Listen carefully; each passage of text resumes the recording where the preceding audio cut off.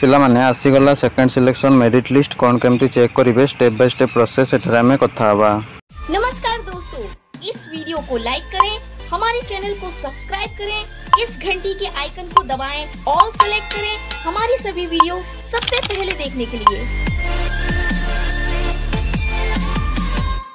Video को start करने पूर्व आपण समस्त कही रखुच्छी जो मैंने भी एमए एमएससी एमकॉम ये सब कोर्स करने चाहते रेगुलर कोर्स क्लास करके रेगुलर कोर्स घर रही केवल एग्जाम देवाक जी ठीक अच्छे रेगुलर कोर्स गुड़ा ठीक अच्छे। तो निश्चित भाव तुमने बर्तमान फॉर्म अप्लाई चली अप्लाई करने कमेंट बॉक्स में मेंशन अच्छी पिन कराई कि 7008502821 कॉन्टाक्ट करके मैम सहित कथा पारे कि अन्य नंबर गुड़ा कॉन्टाक्ट करके कथा इंस्टीट्यूट विजिट करके जल्दी जल्दी एडमिशन कर पकेबे। सीपीटी दिंतु कि न दिंतु समस्त ये एलिजिबल हो पारे। पे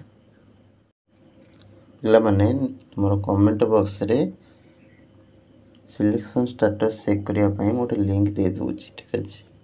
लिंक कमेंट बॉक्स जापर तो जोटी आपण मैंने मत कमेंट दौरान से कौन करेंगे बारकोड नंबर आपंकर जो एप्लिकेशन फॉर्म थी 25 एमती कर बारकोड नंबर गोटे थी कॉमन एप्लिकेशन फॉर्म रो पूरा कॉर्नर ठीक है। ये कॉर्नर गोटे ब्लैक ब्लैक हो जिनसा तले लिखाई थो बारकोड नंबर तापर तुम रजिस्टर्ड मोबाइल नंबर ये एंटर करने को पड़ो।